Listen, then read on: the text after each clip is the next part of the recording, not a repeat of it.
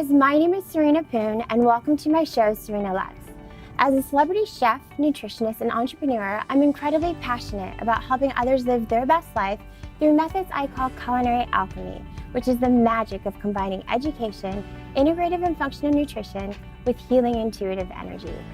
So with each episode, I'm going to share with you the inspiring stories of some amazing people, incredible entrepreneurs from all different backgrounds, each who have overcome challenges in their personal journeys to get to where they are today. And today, I'm so excited to introduce a fellow female entrepreneur who is a powerhouse across several different industries. She's a TV host, she's a sports broadcaster and journalist, and her work has graced magazines and screens across so many different outlets, to her most recent project with Entrepreneur magazine called Elevator Pitch, which is going into another season. From dance to sports to tech, she has gracefully navigated the complex world of demanding competition, male-dominated industries, and she's used her success and her thriving platform to support other female entrepreneurs. She is a bold, bright, beautiful, shining light, and I'm so grateful she's here today to impart some of her wisdom with us. Please welcome Lindsay McCormick. That was quite the intro. Thank you. You deserve it because you're amazing. Oh. And I'm so happy that you're here. And I'm so happy that you are going to share with us some of your experiences, because you've written some incredible articles and you've been through so much in your career. I mean, your career is long. When did you start? I started about 12 years ago, but I knew what I wanted to do when I was 7 years old. Wow. I just didn't know how it was going to all fall into place or what path I was going to take. And so having that vision, when I went to college at Auburn University, I joined the campus news station and did anchoring.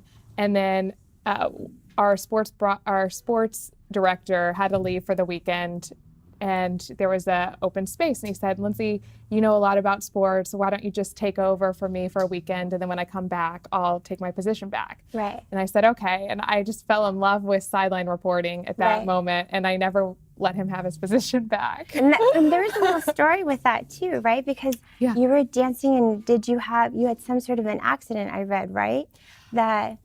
So the reason I got involved with the campus news station was because I didn't make the cheerleading squad because I fell on my face. Oh, okay. I didn't know all the details. I just knew that there was an accident, but it was obviously totally meant to be. It was. So sometimes when the lesson in that is that sometimes you fall flat on your face trying what you think you should do, and it leads you down a completely different path, the path you're supposed to be on. And actually, I feel like you're not actually falling flat on your face, you're falling through doors of a different opportunity, right? Yeah. Because that's become something incredible. And I think that you are one of the best, and literally one of the best leaders that we have for females in the place that you're in the industries that you're in. Because you've talked about some tough situations that you've had to navigate through. And I think that as, you know, a fellow female entrepreneur and someone who completely understands and can relate to some of those instances, I would love for you to share, because we have such a strong female community here.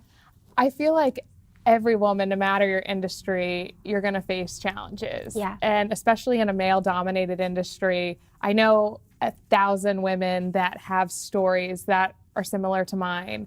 I just started weighing my priorities and thinking, okay, what is my purpose here on earth? Right. What am I supposed to do? And it became crystal clear to me that I'm supposed to help other women. Yeah. And the way I did that was by sharing my experience, and I had hundreds of other women coming forward wanting to tell their stories. Yeah. So I think for me, I think everyone has to go through that period of figuring out what their purpose is. Right. And sometimes it comes from your career, sometimes it comes from your children, sometimes it comes from other things. But for me personally, it was using the platform that my career had provided for me to help other women. And so I just spoke about my experience, and in return, other women were coming forward speaking about theirs. And how did you think of, even, because that's sort of like the greatest challenge, right? Like that first big step,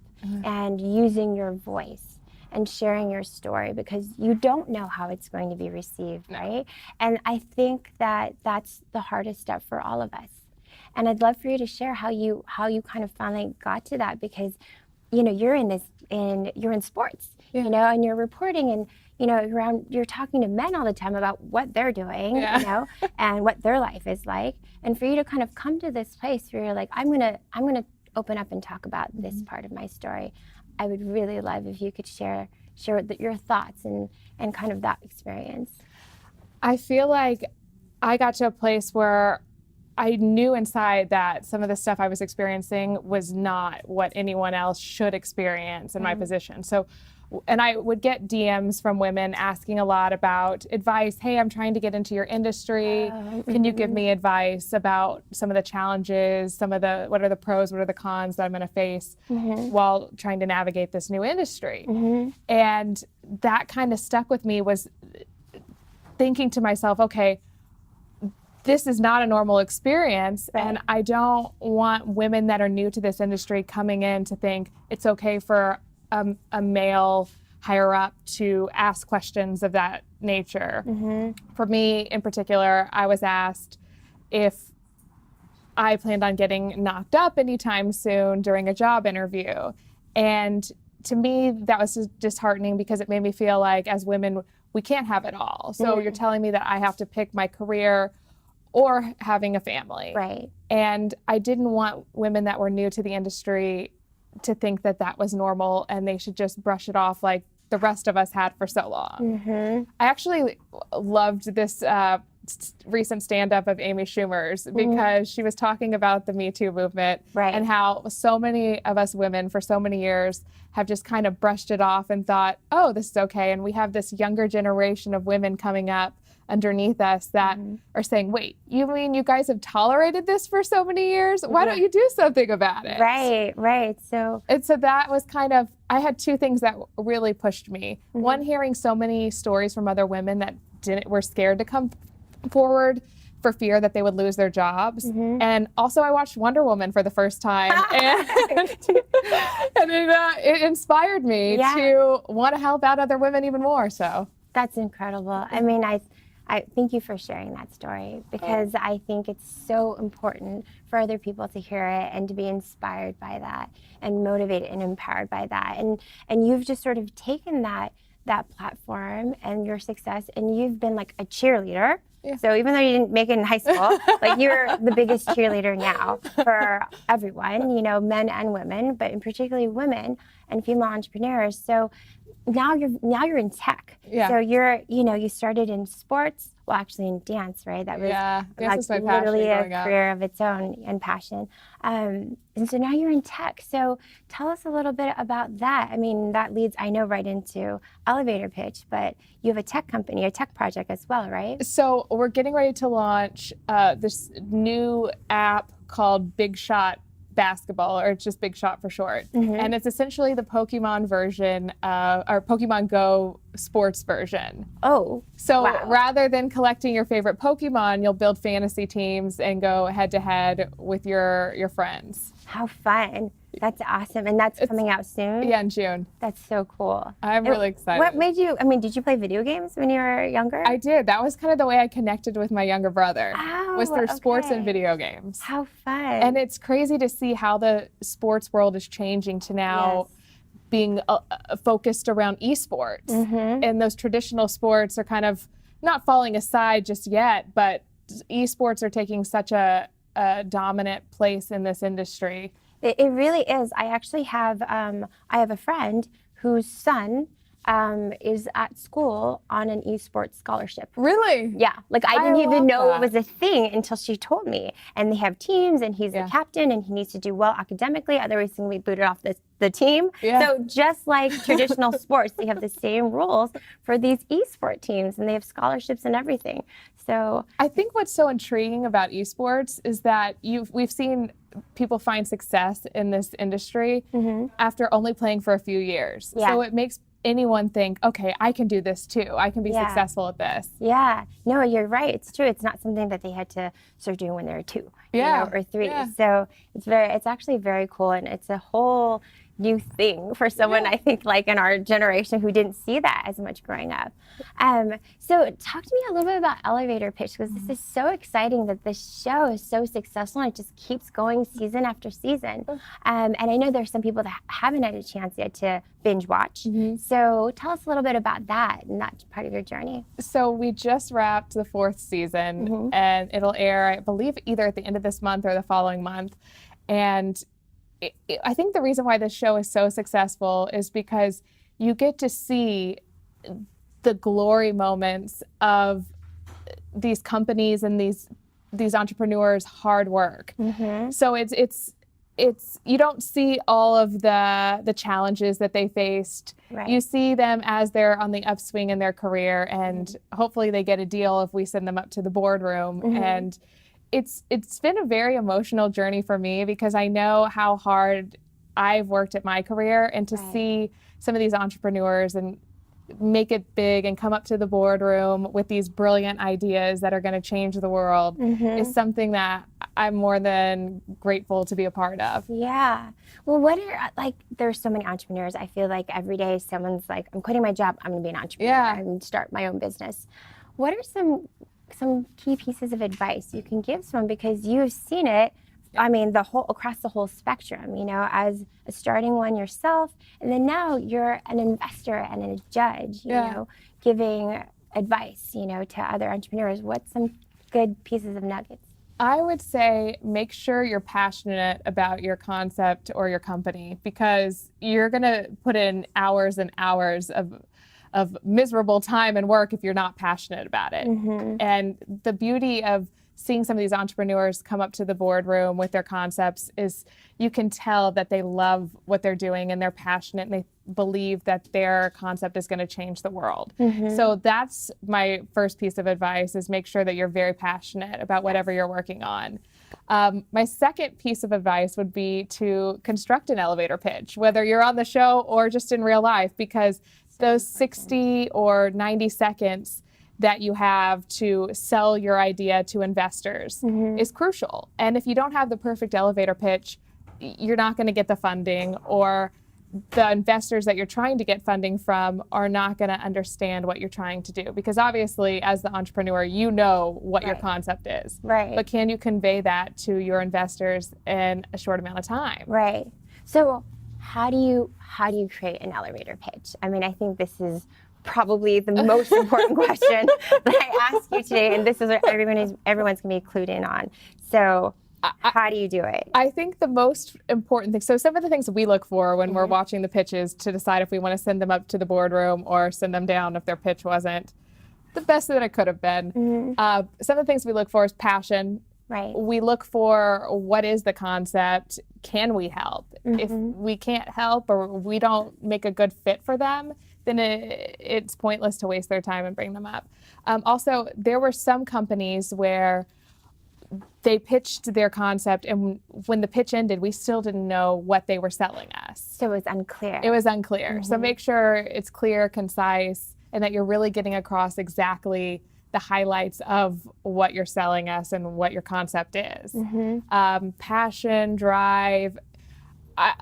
I always personally like to hear the background of the entrepreneur. And their story. Their story. How did you come up with this concept? So if you have time to throw that in there too, kind of what gives you credibility as an entrepreneur to come up with this concept, and why should you be our point person if I'm going to invest in this on this topic? Or so can the background, can that be part of the elevator pitch?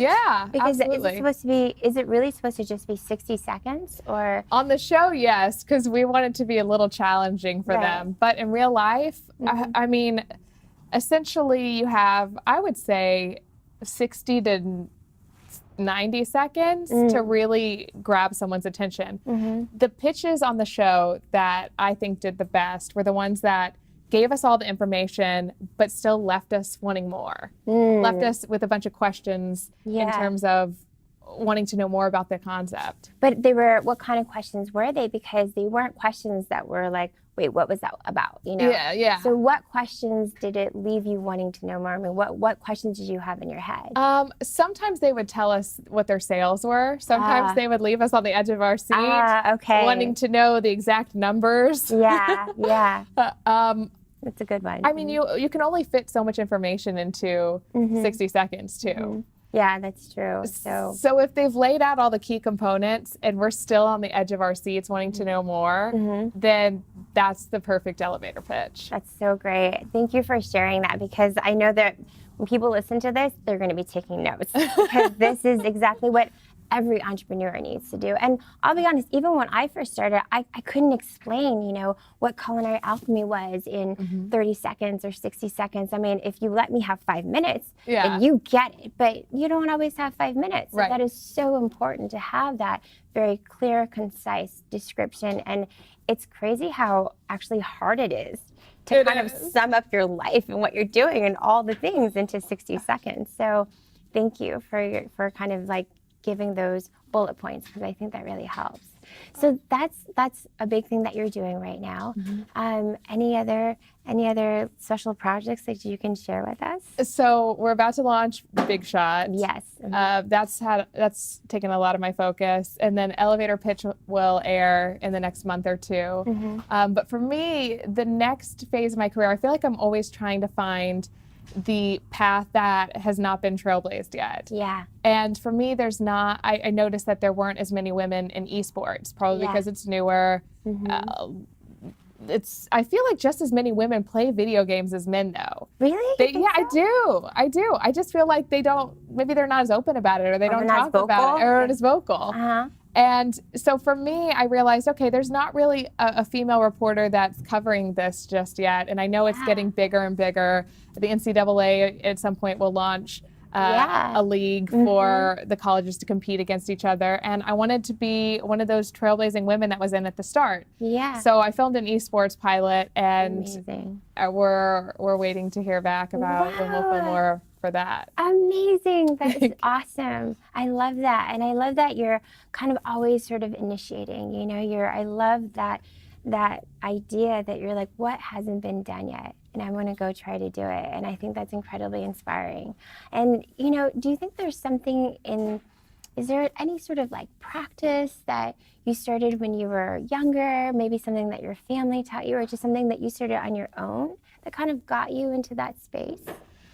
Ooh, I mean, my mom is to thank for my mentality in general when it comes to work, because she's always placed the focus on work for me. She would say, Lindsay, find yourself, find your career, find what you want to do and what you're passionate about, and then the right man will come along. So that's kind of always stuck in my head. The other practice or tactic I would say that my parents implemented when I was younger was when they would tell me no, unless it was for a safety reason, like don't touch the hot stove, they would almost reward me when I would find ways around their no, like unique, creative ways. And so my mom, even to this day, if I have a problem, I'll still call her up and ask for her advice. She'll say, Lindsay, I paid for you to be in these creative Odyssey of the Mind courses growing up. She's like, use your creativity, find a way around no. And that's kind of stuck with me. That's so great. I love that. And that's something that people can do now, even if they didn't get to start doing that when they were young, just finding creative ways and putting yourself into different programs, right? Seminars or talks. Something that I don't usually ask, but you're such a wealth of information right now. I would love to know if there's any podcasts or any books that you have leaned on in your career that we could share. Ooh, my gosh, I love reading. I love podcasts. I really love the Tim Ferriss podcast. Okay. Because I find that he asks the most interesting questions about his guests, and they're prominent guests that have been asked 1,000 questions in their careers. And he always finds the way to ask the question that you would never think, like Ariana Huffington. How do you brush your teeth in the morning that's unique? And it's stuff that we can all apply to our lives. I'm like, I never thought I would be listening to a podcast about Ariana Huffington brushing her teeth and her practice of listing 3 things she's grateful for every morning. And I'm like, oh, but I can implement that into my own life. Yeah. Yeah. And so I really love that podcast. I really love that classical podcast, but that's not really an entrepreneurial podcast. That doesn't have to be. It's just anything that has sort of like inspired you. And, you know, I love that you're able to share that. And I didn't know that she did the gratitude thing while she brushed her teeth. That's awesome. Because I do that every day, but before I brush my teeth. So. Well, now you can combine the two and save time. So sure, I can get up earlier, do my gratitude list while I'm brushing and flossing. So if it works for her, it's worth giving it a try, right? Exactly. So that's awesome. Thank you so much for coming today. I mean, you have so much to share. I wish I could have you on for like another hour. I think there's so many more questions. But you've done a lot of interviews and a lot of podcasts, and I know that you share a lot of what you do on your social media. So I would love if you could tell everyone where they could find you. You can find me on Instagram at Lindsay McCormick Sports and on Twitter at LindsayM_sports. And Elevator Pitch is best found. Elevator Pitch, stay tuned. You can check out Entrepreneur Magazine's Instagram and their website for more information as to when it will air. Which is really exciting. So thank you guys so much for joining us. Thank you, Lindsay, for coming today. It was so fun. You can binge watch all the episodes of Serena Loves at serenaloves.com, and on the EverTalk app, Apple TV, and Roku. So we will see you guys next time. Thank you so much.